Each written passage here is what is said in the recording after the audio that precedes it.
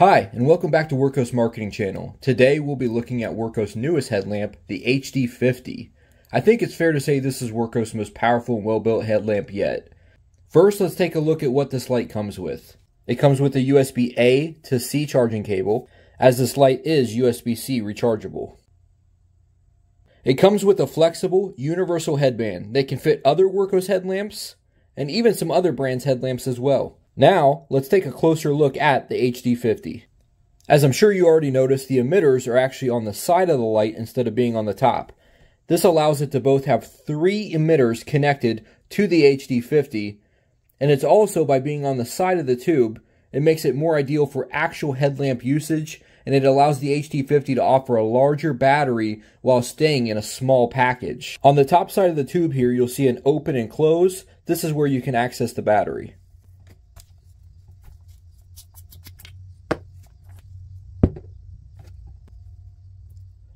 It comes with a 21700 battery. Note that if you put the battery in the wrong direction, when you tighten the cap on, it will then vibrate, letting you know that the battery's in the wrong way.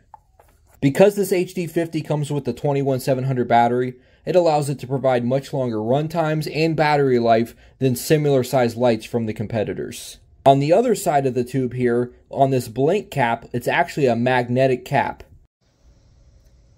Okay, so here we have a filing cabinet, and I'm going to show you how good this magnet is on the HD50. Here's the FC11, which has got a little bit of a weaker magnet on it compared to the HD50. So when I stick it on, it slides down a little bit until it finally catches. Okay? So on the HD50, however,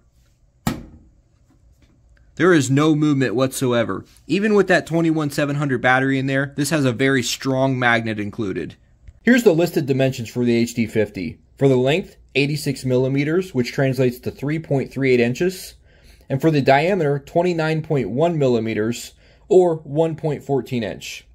For the diameter, that's only covering the diameter of the tube. When measuring the width of the tube with the emitters included, it looks like we have right around 1.5 inches, or probably about 39 millimeters. On to the emitters. For the small red emitter, we have the Lattice Power XG660NM. This is a 135 lumen red light emitter. Now I've got to say, it's actually quite a bit brighter on the red light than you'd expect out of those measurements. Here's a quick indoor look at the red light. It's quite powerful, especially indoors. For this other small emitter that we have here, that's the floodlight. The emitter's an LH351D. This is actually a great all-around emitter, but it can also be really good usage for floodlights as well, and it's high CRI. It's actually 90 CRI here in the middle. This is an XHP 50.3. This is actually different than the 50.2, and it's better for throwing a beam at long distance. Do note, though, that we do have orange peel here on the middle emitter, so not only can it throw long distance, but it's great all around as well. Let's take a look at how the user interface works. As you can see, the HD50 has 2 different buttons here. Let's start off with this button right here. This is our on-off button, but it also allows you to change the brightness on each mode. The second button here, as you'll see, it has an M. This is our mode button, and this actually allows you to change between the different modes. So that allows you to change between different emitters, whether it be only floodlight, whether it be only red light, or only spotlight, or combining spotlight and floodlight. Here's the first thing that we'll look at on the user interface. You can hold down both buttons for 1 second, and that will allow you to do a manual lockout. If I try to turn this light on, all it will do is blink at me because it's on manual lockout. To turn it back off, it's as simple as the way that we turned it on. Hold down the buttons again for 1 second. And as you can see, the light just turned back on, and we're good to go. So to turn on the light, we're going to click the on button, and we jump straight into spotlight mode here. So as I said, this button also changes our brightness levels. So we can hold down that button to swap between the brightness levels of low, medium, high. Okay? But then if we want to access turbo, we can double click from off or on and then single click to go back. So if we had the light on and we double click the turbo, and then I single click, it just takes us back into the mode that we were just in. Now to change the mode, once we have the light on, we're going to press that mode button, and see I just switched from spotlight to floodlight. So the same thing works for every single mode. We just hold down that on-off button right there, and as we hold it down, it allows us to change between low, medium, high, and double click for turbo. We'll press the mode again, and now we're accessing both the floodlight and spotlight at the same time, and this is what allows you to get up to 4,000 lumens. So again, low, medium, high, double click for turbo. Single click to go back. Press mode again, and now we're in the red light mode.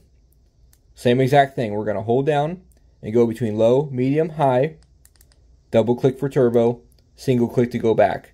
So it's a very easy user interface to learn and to use on a regular basis. Now, let's see all these emitters in action by taking a look at beam shots outdoors.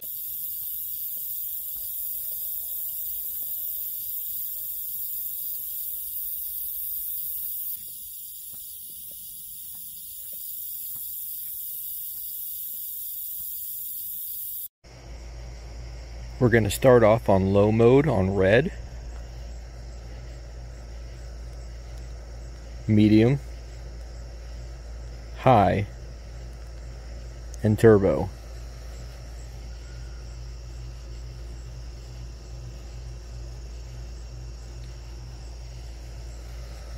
Okay, now let's switch the modes.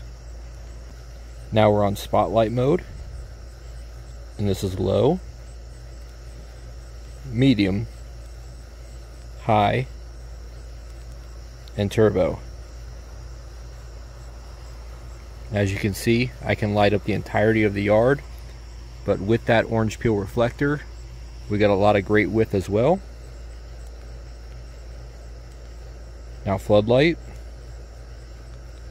low, medium, high, and turbo. And you'll see without me moving my head at all, we get a ton of great flood on this beam.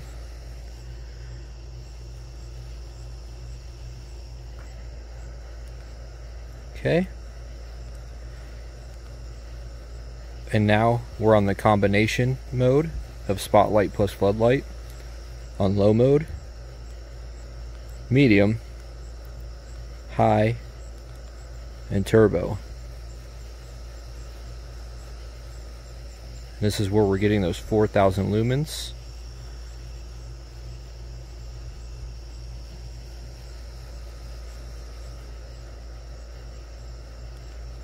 After having a couple weeks to test the HD50, I think that it is not only quite powerful, but that its size, battery, and easy 2-button user interface makes it the best headlamp in my collection so far. If you're interested in purchasing this light, you can get it direct from Wurkkos, or keep an eye out from Terry to update this video with a link to Amazon when it becomes available. Thanks for watching, and feel free to leave any questions or thoughts you have on the HD50 in the comments.